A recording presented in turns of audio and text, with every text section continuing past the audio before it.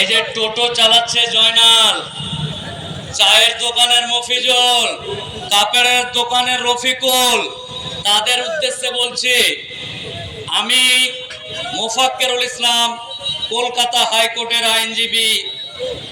তোমার বাপের কবর, তোমার দাদর কবর বাঁচাতে এখানে এসেছি। আমি হাইকোর্টের উকিল, আমার শ্রদ্ধেয় আব্বাজান যদি মারা যায়, তাহলে আমি হাইকোর্ট থেকে অর্ডার বার করে, সুপ্রিম কোর্ট থেকে অর্ডার বার করে, নেটওয়ার্ক চেন যত রকম কলা কৌশল আছে করে ধর্মতলার বুকে আমার আব্বাজানকে কবরস্থ করতে পারবো। এই এলাকার জয়নাল যে টোটো চালায়, ভ্যান চালায়, সাধারণ মানুষ, খেটে খাওয়া মুসলিম সম্প্রদায়ের মানুষ যারা আজকে এখানে আছে, তাদের বাপের কবর নিয়ে চিন্তিত আমি। তাই হাওড়াতে এসছি। আর তারাকেই দেখছি দোকান চালু করে বেচা কিনা কত হলো ওইটা নিয়ে ব্যস্ত। জয়নাল, মফিজুল, আজকে এই লোকগুলো তোর বাপের কবরের স্থান বাঁচাবে, আর কালকে মারা যাওয়ার পরে সমাজের সামনে লাশবাহী জানাজা নিয়ে ওই কবরস্থানে তুই যাবি, লজ্জা করে না? এই জয়নাল, মফিজুল, রফিকুল, মুস্তাক, নজরুল এক সেকেন্ডের মধ্যে দোকান বন্ধ করে নিজের বাপ, নিজের মা 9 মাস পেটে ধরে রেখেছে, ওই মাকে কোথায় কবর দিবি, সেই কবরস্থান বাঁচানোর লড়াই চলছে। আল্লাহর ওয়াস্তে, আল্লাহর কসম, কয়েক সেকেন্ডের মধ্যে এখানে হাজির হবে। যদি না হয় তাহলে কিছু স্ট্যান্ডার্ড টাইপের মুসলমান আছে, কিছু স্ট্যান্ডার্ড টাইপের মুসলমান আছে, উকিল, ডাক্তার, মুক্তার, শিক্ষক, তারা বলছে সিগারেটের টান দিতে দিতে এটি অশিক্ষিত, এটি অশিক্ষিত, বুঝে না কিছু। তারা কে ডেকেছে না ডেকেছে, টুপি টাপা পরে হাজির। আমরা যারা এখানে উপস্থিত আছে, আমার আল্লাহর জন্য অশিক্ষিত 1000 বার হতে চাই।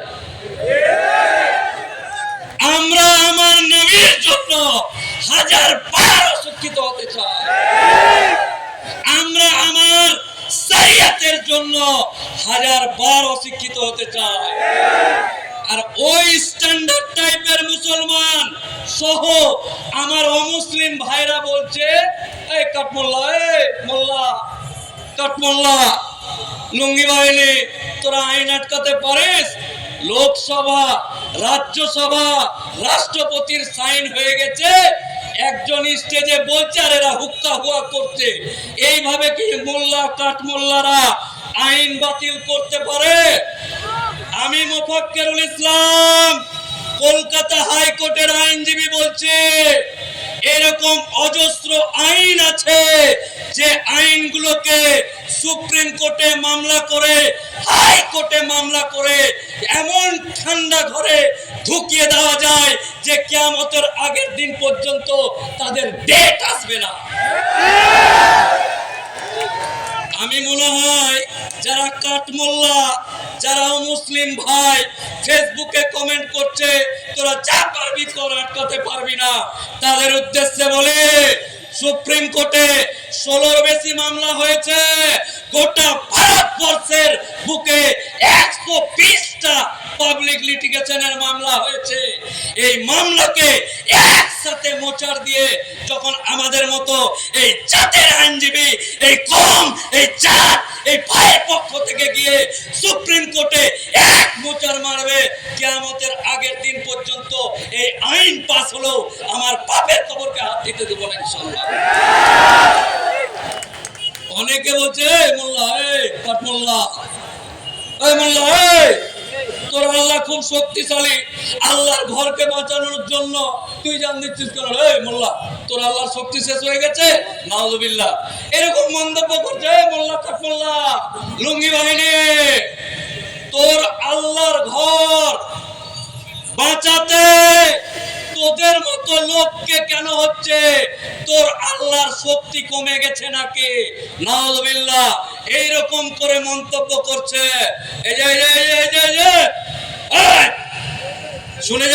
শুনে যা, কোরআন এবং হাদিসকে মানে। আল্লাহ বলেছে আমার প্রিয় নবীর পরে কোন নবী আসবে না। আমার সামনে যারা বসে আছে আবাবিল পাখি আসবে না। আবাবিল পাখি মুখে পাথর নিয়ে আসবে না। হে আল্লাহ, আমাদেরকে আমার সামনে যারা বসে আছে তাদেরকে আবাবিল পাখির মতো শক্তি দান করো। হে আল্লাহ, হে আল্লাহ, আমরা ইসলাম ধর্মাবলম্বী মানুষ, আমাদেরকে হযরত উমরের মতো শক্তি দান করো। হে আল্লাহ, আবাবিল পাখিকে পাঠানোর দরকার নেই, আমাদের জাযবাকে তুমি এমন তৈরি করো। আবু লাহাব, আবু জাহেল, ये तो चुटकी का बात है मेरे भाई, ये तो चुटकी का बात है। এগুলো আমাদের হারওয়া, বসিরহাট, হাসনাবাদ, উত্তর 24 পরগনার লোকেরই জুটবে না। হাওড়াবাসী, হুগলিবাসী, বর্ধমানবাসী, তোমাদেরও প্রয়োজন নেই। আমার এলাকার এই ছুটন্ত বাঘ, চিতাবাঘ যারা আছে তারা যদি একবার জেগে যায়, ইনশাআল্লাহ এই আইন তো দূরের কথা, যারা এই আইন পাস করেছে তারা দেশ ছেড়ে পালিয়ে যাবেন।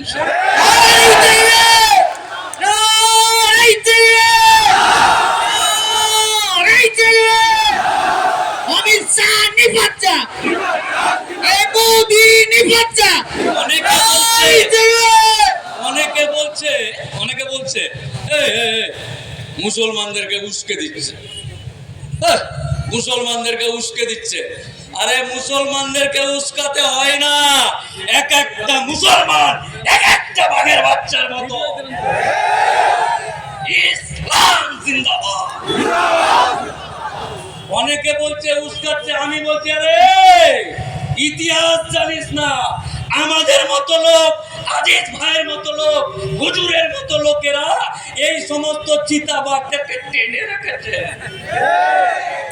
একবার এক সেকেন্ডের জন্য যদি ইশারা দিয়ে দেয়, আল্লাহ মালিক, গায়েবের মালিক আল্লাহ তাআলা জানে কি ধরনের খেলা হয়ে যাবে। আমিও জানি না কি ধরনের হয়ে যাবে। আমরা উস্কানি দিতে নয়, আমার জাত আমার কমকে উস্কানি দেওয়ার ব্যাপার নাই। এমনি তাদের রক্ত চিতাবাঘের থেকে বেশি, তাই উস্কানি ফুস্কানির কোনো ব্যাপার নাই। বর্তমান দিনে এই সরকার যে অত্যাচারগুলো করছে তার প্রতিবাদ তারা করছে।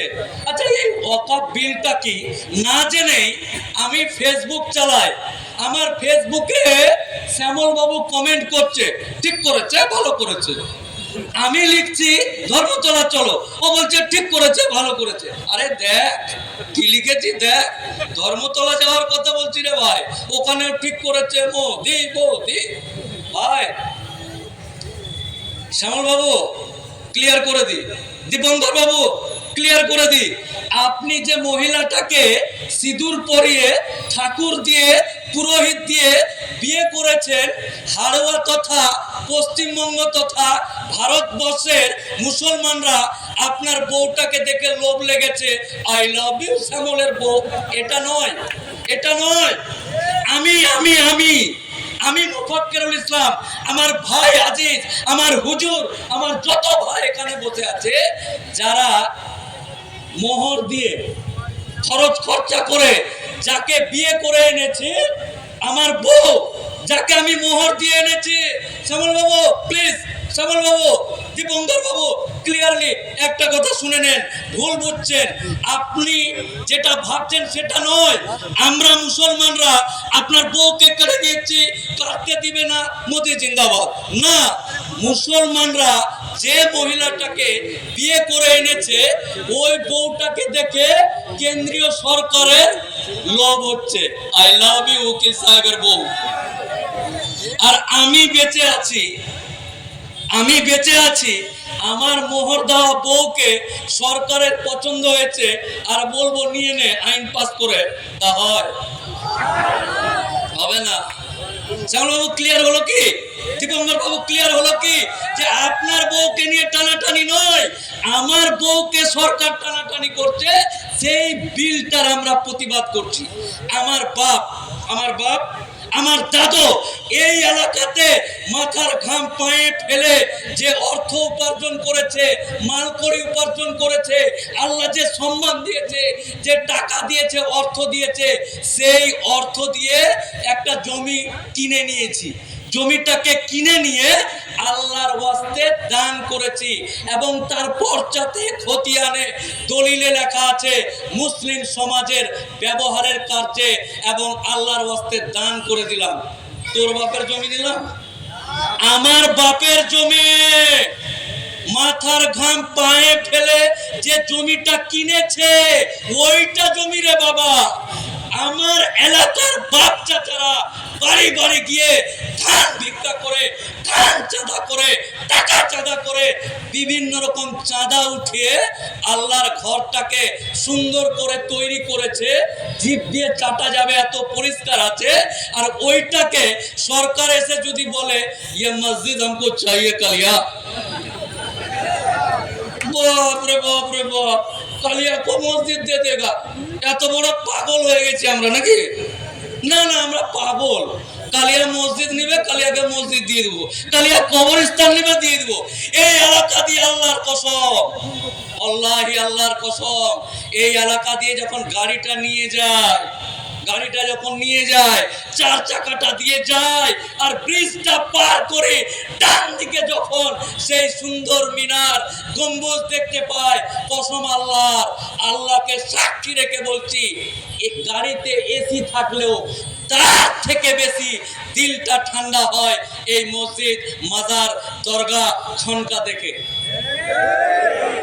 আর এই মসজিদ, মাজার, খানকা, দরগা, ঈদগাহ সব নিয়ে নিব। হ্যাঁ, তোর বাপের জিনিস নিয়ে নিবি, আয় দেখা যাবে খেলা। আচ্ছা, এটা গেল, বোঝা গেল। আর দুটো কথা বলে হুজুরেরা এখানে বসে আছে, এই আইনটাতে কি চেঞ্জ করলো, আমরা কেন এগুলো করছি? এই এলাকাতে 10,000 মুসলমান বাস করে। কয় হাজার? 10,000। ভালো করে জিনিসটা বুঝুন, 10,000 মুসলমান বাস করে। আর এই রোডের পাশে যে মাঠটা ধরে নেন কবরস্থান 10 বিঘা। কোনটা মাঠ? এই যে চা খেলাম এই পাশে লরি ফরি গুলো যে আছে। তো ধরুন এই এলাকাতে 10,000 মুসলমান আছে, আর এটা 10 বিঘা কবরস্থান। সরকারের বাপের তো জমি নেই, সরকারের বাপের বা সরকারে যারা আছে তাদের বাপের জমি নাই। আমার বাপের জমি যেটা এখানে দান করা আছে, সরকারের বক্তব্য, হারবার, এই যে হারবার মানুষ, তোদের এই পাড়াটাতে 10,000 মুসলমান আছে, তোরা তো মরিস আল্লাহর ইচ্ছাতে, তোরা মরিস মাসে একটা, দুটা, তিনটা, চারটা, 2 মাসে একটা, 5 মাসে একটা, 6 মাসে একটা, টোটাল 1 বছরে 10টা মানুষ মরি। এই 10 বিঘা জমিটা এত দামি, ওইখানে যদি সুন্দর করে ঘেরে বাস স্ট্যান্ড করে দিই তাহলে খুব ভালো হবে, উন্নয়ন হবে। এটা দেখে আবার কিছু দীপঙ্কর বাবুর মতো লোক, ওরা বলছে হ্যাঁ খুব ভালো হবে, খুব ভালো হবে এটা। হ্যাঁ, তোর বাপের জায়গা, আমার বাপের জায়গা দেওয়া আছে, এই এলাকার মানুষ কবর দিবে বলে সরকারের ইচ্ছা হলো এই যে এই এলাকার 10,000 মানুষ 1 বছরে মরে 10টা, এদের কবরে মাটি দেওয়ার পর আবার কবর পূরণ হয়ে যায়। এতটা জায়গা নিস না রে মুসলমান, 4 কাঠা নে, আর বাকি 9.5 বিঘা আমাদেরকে দিয়ে দে। 4 কাঠা নে, 10টা মানুষকে মাটি দিতে কত লাগে? 4 কাঠাটা নে, ঘেরে নে, আর বাকি 9.5 কাঠাটা আমাদেরকে দিয়ে দে। এইটাতে আমরা টোটো স্ট্যান্ড, ভুটভুটি স্ট্যান্ড, বাস স্ট্যান্ড, পানের পিঠ সব দিয়ে ফেলবো। আরে আমার বাপ ওখানে শুয়ে আছে, যে বাপের পানিতে আমি তৈরি হয়েছি, যে বাপের রক্তে জন্ম হয়েছি। আমার দাদু শুয়ে আছে ওখানে, আমার মা শুয়ে আছে, আমার খালা শুয়ে আছে, আমার ফুফা শুয়ে আছে, আমার ফুপি শুয়ে আছে। আর তুই 3 দিনের বৈরাগী ভাতকে বলিস অন্য, আমার বাপের দেওয়া জায়গাটাতে এসে বলছিস যে এই জায়গাটা দে, আর আমার বাপের কবরে তুই টোটো চালাবি, ভুটভুটি চালাবি, গাড়ির চাকা ঘোরাবি, পানের পেট ফেলবি, এটা হতে পারে আমি রক্ত বেঁচে আছে গায়ে? এটা হয় নাকি? এটা মানা যায়? আমার বাপের কবরে টোটো চালাচ্ছে আর আমি বেঁচে আছি। আমি কেমন? আমিটা কেমন? আমি যে আমি বেঁচেও আছি আর আমার সামনে আমার বাপের কবরে টোটো চালাবে, পানের ফেলবে, কি রে ভাই? না, এগুলো কোনো কাহিনী চলবে না। এটা গেল একটা। আচ্ছা, এই এলাকাতে একটা কবরস্থান আছে। এই এলাকাতে দ্বিতীয় নাম্বার পয়েন্ট, এই এলাকাতে কবরস্থান আছে। ওই কবরটাতে বৃষ্টির দিনে মাটি দিতে গেলে কবরে পানি উঠে যায়। এই এলাকার একজন হাজী সাহেবকে বললাম, হাজী সাহেব, আপনাকে আল্লাহ অনেক টাকা দিয়েছে বাবা, আপনি হাজী সাহেব মানুষ, আপনার ওখানে উঁচু একটু 4 কাঠা জায়গা আছে, ওইটা একটু দান করেন। এও বললো ঠিক আছে, নে। নবাবের ছেড়ে যাওয়া বংশধর মুসলমানকে, নবাবের ছেড়ে যাওয়া বংশধর, এদের মন মানসিকতা আপনি যদি বিস্তারিত ইতিহাস দেখেন, এদের শরীরের থেকে কলিজায় বেশি, শরীরটাই কম, কলিজাটাই বড়। ইতিহাস দেখে নেন, আমার কথা যদি মিথ্যা মনে হয় তাহলে ইতিহাস দেখে নেন। তো এই হাজী সাহেব 4 কাঠা জায়গা দিতে গেলে, হাজী সাহেব মুসলমান কিনা, কতদিন থেকে মুসলমানি করা আছে কিনা, খতনা দেওয়া আছে কিনা, এগুলোর সার্টিফিকেট নিবে যে হ্যাঁ আমি হাজী আব্দুর রহিম, আমার খতনা দেওয়া আছে, ওইটারও একটু ছবি তুলে নিয়ে, হ্যাঁ আমি খতনা কাটা হাজী সাহেব রহিম, আমি এই একটা সার্টিফিকেট লাগবে। এই সার্টিফিকেটটা নিয়ে জমি দান করবে কবরস্থানের জন্য। এই আইনটা পাস করেছে। আমাকেও কলকাতা হাইকোর্টে কিছু রাজনৈতিক দলের নেতা, তারা আমাদের বন্ধু, বিজেপির হোক আর কংগ্রেসের হোক, তৃণমূলের হোক, আইএসএফ এর হোক, আর যা যা পার্টি আছে সবার, বিজেপিরও, ওরাও কিন্তু আমাদের সাথে হ্যাঁ কিরে, তো ভোট আছে আমাদের, কোর্টে ভোট আছে। তো আমাকে এসে 3-4টা পার্টির লোক এসে বলছে, তুই বেশি একটু মুসলমান করছিস। কি করছিস তুই? একটু বেশি মুসলমান করছিস। আরে তাই নাকি? বাবা, কি করছি আমি? বলছি আপনি একটু মুসলমান বেশি করছিস। মানে আমরা যেহেতু একই, তুই তাকারি করে বলি, তুই একটু বেশি। আমি বললাম শোন, নে চাচু খা, আর বলতো আমার দাদু মুসলমান, আমার দাদুকে মুসলমান, আমার বাপ মুসলমান, তো আমি কি করবো? না তোরাই বল, মাইরি পা ধরে বলছি, আমার বাপ মুসলমান, আমার দাদা মুসলমান, আমি মুসলমান, আমার বেটা মুসলমান, আমার আগামী প্রজন্ম মুসলমান। এটাই তো স্বাভাবিক, এটাই স্বাভাবিক। তোর মতন একটা 3 দিনের বৈরাগী 4 দিনে সরকার গঠন করে 700 বছরের ইতিহাস মুসলমানরা শাসন করেছে। 3 দিন চান্স পেয়েছিস আমাদের দুর্বলতার কারণে, আমরা এক থেকে ভিন্ন হয়ে গেছি তার কারণে। আর তুই এসে বলবি তোর খতনা হয়েছে কিনা সার্টিফিকেট দিয়ে, তোকে দেখাবো যে আমি মুসলমান কিনা। হ্যাঁ, মরার পরে কবরে আসবে, জিজ্ঞাসা করবে তোমার মালিককে, ওলামা একরাম আছে তারা বলবে তুই কে, হু আর ইউ ম্যান। কবরে ঢোকার পরে মাইয়াতকে রেখে চলে গেল, ফেরেশতারা এসে বলবে তোর রবকে, বা আরো যে প্রসেড আপনারা জালসা জুলুসে শুনেছেন। আচ্ছা কে রে ভাই? বলছে যে তুই মুসলমান কিনা, জমি দিতে পারবি কিনা, তুই কে, হু আর ইউ ম্যান। মুসলমানরা যদি একবার জেগে যায়, ভাই যারা বলছে হিন্দু মুসলমান করছে তাদেরকে বলে ডাক্তার নিয়ে আয় ডাক্তার, কলিজা চিরে দেখো, কলিজাটা বার করে দেখ। শ্যামল বাবু, তোমার বাপের নামে আমার নামে আমার হৃদয়ে কোনো বিদ্বেষ নেই। আমরা হিন্দু মুসলমান করি না, আমরা হৃদয়ে জায়গা দেওয়ার নাম মুসলমান। প্রত্যেকটা জাতিকে হৃদয়ে নিয়ে, বুকে নিয়ে বসবাসকারীর নাম মুসলমান। এই মুসলমানকে যারা হৃদয়ে নিয়ে থাকে, যদি মনে করে সেই লোকগুলো যে হৃদয়ে জায়গা পেয়েছি, মাথায় উঠে যাব আর উঠে একটু নাচবো, চিচি রে নুনিছি, তাহলে বলে দি হৃদয় অব্দি থাক ভাই, হৃদয় অব্দি থাক, মাথায় ওঠার চেষ্টা করিস না, না মারবো এখন যে সমুদ্রের গভীর তলে গিয়ে পড়ে যাবি। বোঝাতে পারলাম না মনে হয়? বুঝাতে পেরেছি? নারায়ণ তাকবীর, আরো জোরে, আরো জোরে। না ওকে চিহ্নিত কর, তোর বাপের কবরটা অন্য জায়গায় জিসিপিতে খুঁড়ে নিয়ে চলে জোরে হবে। নারায়ণ তাকবীর, নারায়ণ তাকবীর। ভাই বক্তব্য শেষ করতে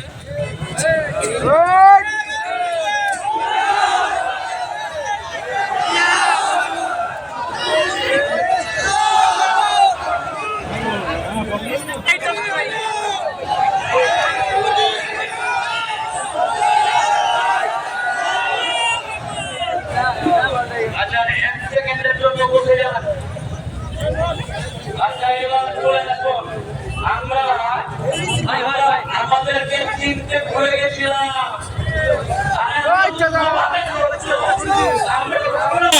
আমরা 3 তালাক করে থেমে যাবে, 3 তালাক করে থেমে যাবে, এই করে থেমে যাবে।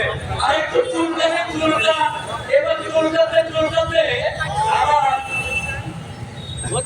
আমরা ভেবেছিলাম যে একটু এদিক ওদিক লেগে যাবে, ঠিক আছে।